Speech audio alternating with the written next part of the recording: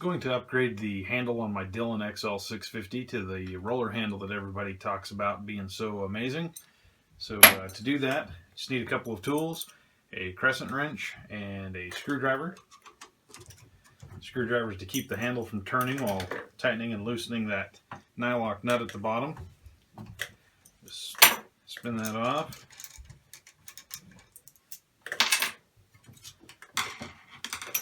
Now that is not threaded in the bottom there. It just pulls out like that.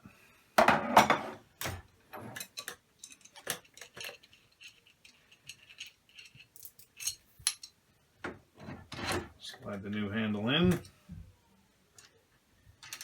And we'll put the nylock nut on. Now, there's no hole in the handle to keep it from pivoting. You just don't need it with the roller on there because you can actually hold it without needing the screwdriver. Alright, we're just about there. Make sure we're good and straight. Cinch that up.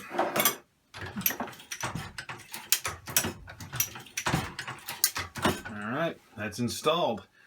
Now we'll put a couple thousand rounds on it and see how we like it.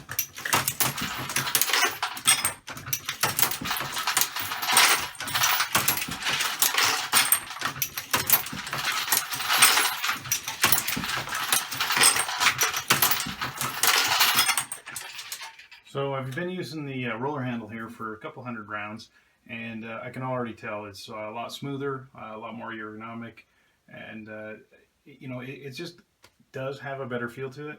I really can't explain why it seems so much smoother and actually easier. It's the same length as the factory one, and it's pretty much in the same position, but I mean, it really does make a big difference. And quite frankly, that should come with every single press. It's worth it, and absolutely definitely a good upgrade to get, and I really wish I had bought it, you know, a long time ago. Anyways, thanks for watching and keep having fun.